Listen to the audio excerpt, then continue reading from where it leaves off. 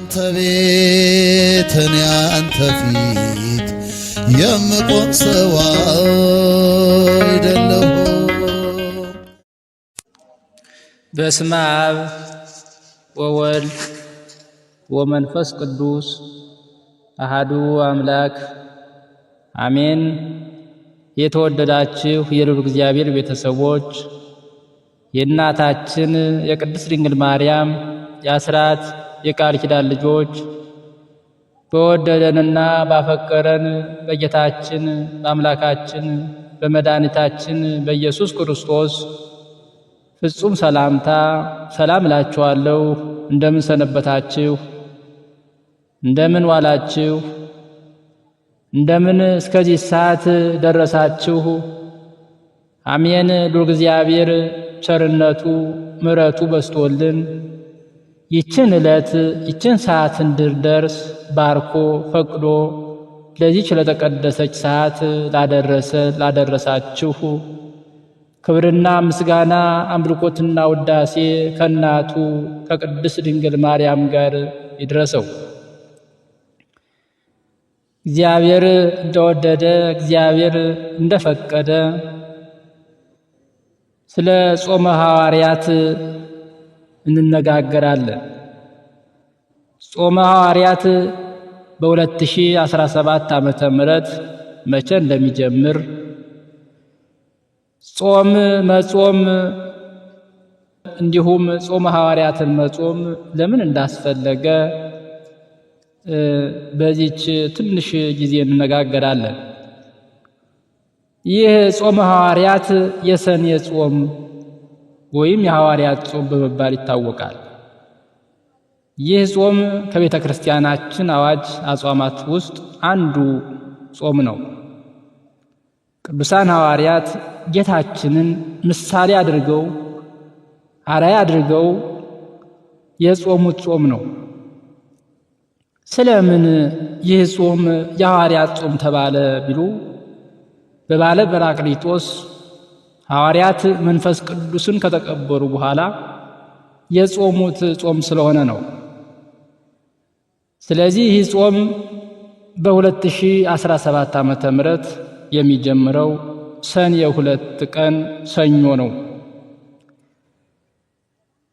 ይህ የሐዋርያት ጾም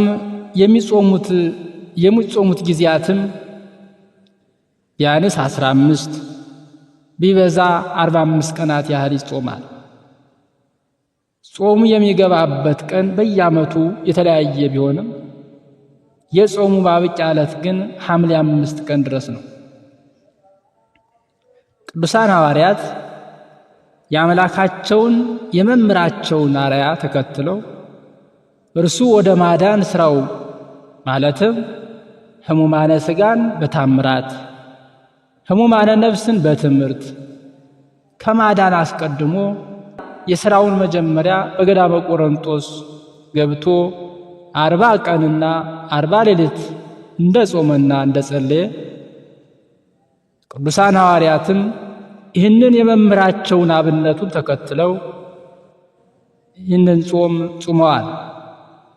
ጸጋ መንፈስ ቅዱስን ከተቀበሉ በኋላ ዓለምን ዕጣ ተጣጥለው ዓለምን ተከፋፍለው ዙረው ከማስተማራቸው አስቀድመው የሥራቸው ሁሉ መጀመሪያ ጾምን አድርገዋል።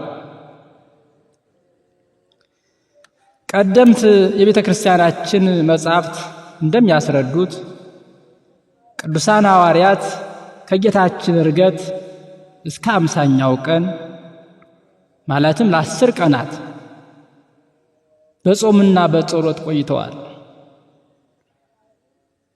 ጌታችን አምላካችን መድኃኒታችን ኢየሱስ ክርስቶስ ከመካከላቸው ተለይቶ ሲያርግ ከዚያች ካረገበት ቀን ጀምረው መንፈስ ቅዱስ እስከሚወርድላቸው ቀን ድረስ ጾመዋል። እነዚህንም 10 ቀናት የጾሙት ጌታችን መድኃኒታችን ኢየሱስ ክርስቶስ በዚህ ምድር ላይ እያለ እኔም አብን እለምናለሁ ለዘላለምም ከእናንተ ጋር እንዲኖር ሌላ አጽናኝ ይሰጣችኋል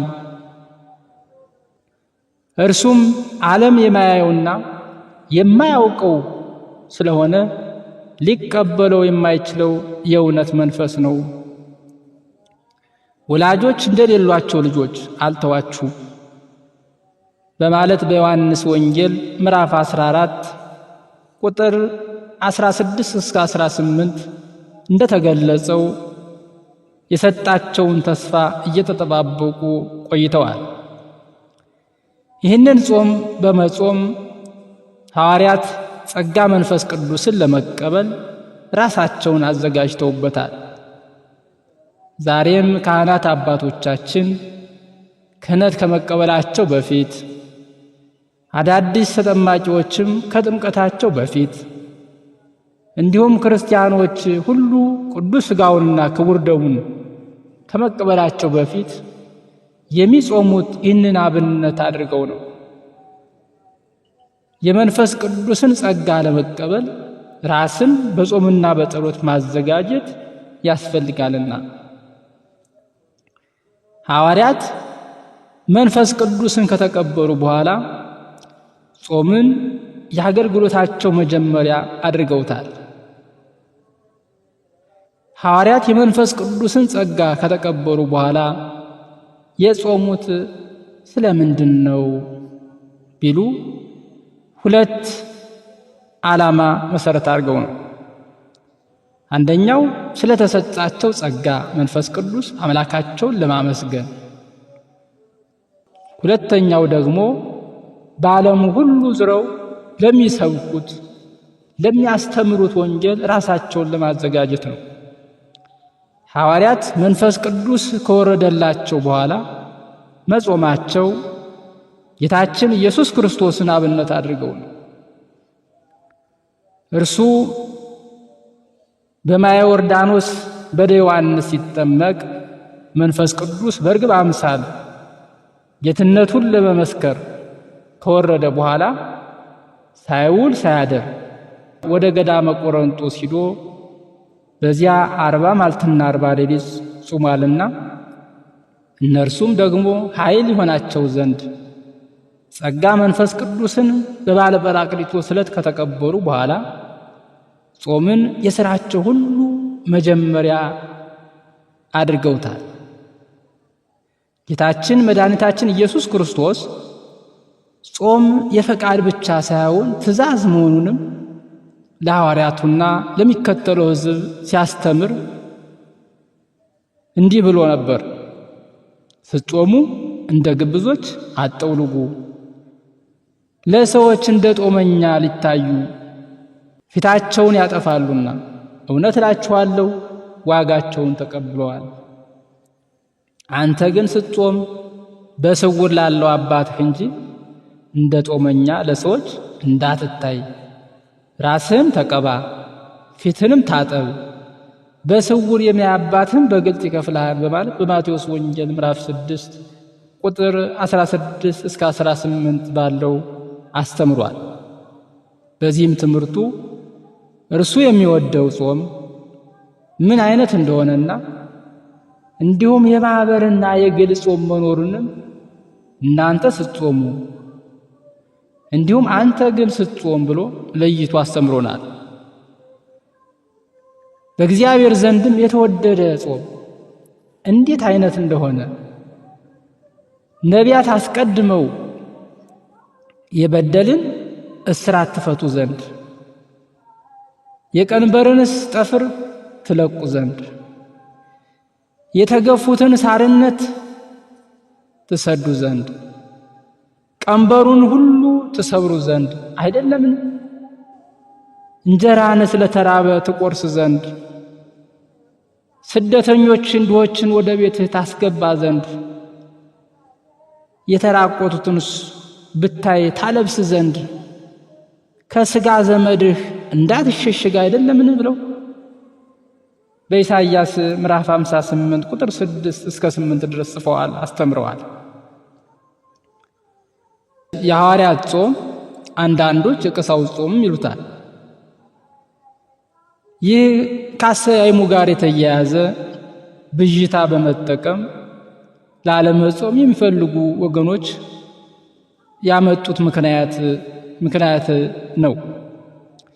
እነዚህ ወገኖች የሐዋርያት የሚለውን ቃል ብቻ በመውሰድ ጥንት ይህንን ጾም ሐዋርያት ብቻ እንጂ ሕዝቡ አልጾሙም።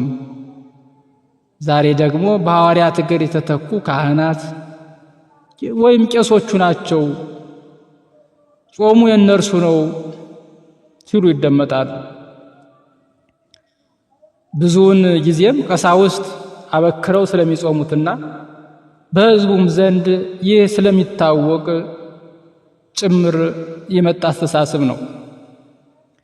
በቤተ ክርስቲያናችን ግን ይህን የአዋጅ ጾም ጳጳስ፣ ቄስ፣ መነኩሴ፣ ዲያቆን፣ ሰንበት ተማሪ፣ ምእመን ሳይል በ40 እና በ80 ቀን የተጠመቀና ዕድሜው ከ7 ዓመት በላይ ለሆነ ሁሉ እንዲጾም ቅድስት ቤተ ክርስቲያናችን አዋጅ አውጃለች። እኛም እነርሱን ተከትለን በእነርሱ ሥርዓት በመመራት በሐዋርያት ላይ ያደረው የመንፈስ ቅዱስ ጸጋና ሀብት በእኛ ላይ እንዲያድርብን በየዓመቱ ጾመ ሐዋርያትን እንዲሁም ሌሎቹንም 7ቱን አጽዋማት አክብረን መጾም እንደሚገባን በቀኑና ቤተ ክርስቲያናችን በፍትሐ ነገሥት ምዕራፍ 15 ቁጥር 586 ላይ ተወስኗል። የሐዋርያው ቅዱስ ጳውሎስ በሐዋርያትና በነቢያት መሠረት ላይ ታነጻችኋል እንዳለ በኤፌሶን ምዕራፍ 2 ቁጥር 20 ላይ በሐዋርያት መሠረትነት ላይ ለታነጽን ለእኛ ለክርስቲያኖች የሐዋርያት ጾም የእኛ ጾም ነውና የሐዋርያት ጾም ቅዱሳን ሐዋርያት መንፈስ ቅዱስን ከተቀበሉ በኋላ ስብከተ ወንጌል ለመፈጸም ለማስተማር በየሀገሩ ከመሰማራታቸው በፊት በሁሉም ነገር እግዚአብሔር እንዲረዳቸው፣ እግዚአብሔር እንዲመራቸው፣ እግዚአብሔር እንዲረዳቸው የጾሙት ጾም ነው። እኛም የሐዋርያትን ጾም ስንጾም ሁልጊዜ በንስሐ ታጥበን በንስሐ ነጽተን ከእግዚአብሔር ጋር ታርቀን ቀሪ ዘመናችንን እግዚአብሔር አምላክ እንዲባርክልንና ሰላምን፣ ፍቅርን፣ ጤናን እንዲሰጠን መጾም መጸለይ ይኖርብናል። ይህ የሐዋርያት ጾም በሐዋርያት እግር የተተኩ የቤተ ክርስቲያናችን አገልጋዮችም አገልግሎታቸው እንዲባረክላቸው ምእመናኑን ወደ መልካም ጎዳና እንዲመሩ የሚጸልዩበት ታላቅ ጾም ነው። በአጠቃላይ በሐዋርያት ጾም የሐዋርያት ክብራቸውና አገልግሎታቸው ይታሰባል። ይህን ጾም የምንጾመው የሐዋርያትን በረከት ለመላበስ እነርሱ ድል ያደረጉትን ዓለም እንድናሸንፈው ድል እንድናደርገው አምላካችንን ለመማፀን ጭምር ነው። በዚህ ጾም ሐዋርያት ሁሉን ትተው ጌታን መከተላቸው ዓለምን ዙረው ማስተማራቸውና ስለ ቅዱስ ስሙ በጥናትና በጥብት መከራ መቀበላቸው ይዘከራል፣ ይታሰባል። ምእመናንና ካህናትም የቅዱሳን ሐዋርያት መንፈሳዊ ተጋድሎ እያሰብን በዘመኑ ሁሉ በፍቅር በተዋበ የመታዘዝ ፍርሃት የየራሳችንን መዳን እንፈጽም ዘንድ ጾምን በመጾም ጸሎትን በመጸለይ ከእግዚአብሔርና በንጹሕ ደግሞ ከዋጃት ከቅድስት ቤተ ክርስቲያናችን ጋር ያለን ፍጹም አንድነት ልናጸና ራሳችንን ከኃጢአት ከበደል አርቀን በመታዘዝ ጸጋ የጾምን በረከት ልንቀበልበት ይገባልና ለዚህም የእግዚአብሔር ቸርነት የእመቤታችን አማላጅነት የቅዱሳን ሐዋርያት ሁሉ ጸሎት ይረዳን ዘንድ ቅዱስ ፈቃድ ይሁንልን። አነሳስቶ ላስጀመረን አስጀምሮም ላስፈጸመ ለሉ እግዚአብሔር ክብርና ምስጋና አምልኮትና ውዳሴ ለሱ ይሁን። ወስብሐት ለእግዚአብሔር ወለወላዲቱ ድንግል ወለመስቀሉ ክቡር አሜን። ይቆየን። አነሳስቶ ላስጀመረን አስጀምሮ ላስጨረሰን ለልዑል እግዚአብሔር ክብር ምስጋና ይገባል ለዘላለሙ አሜን።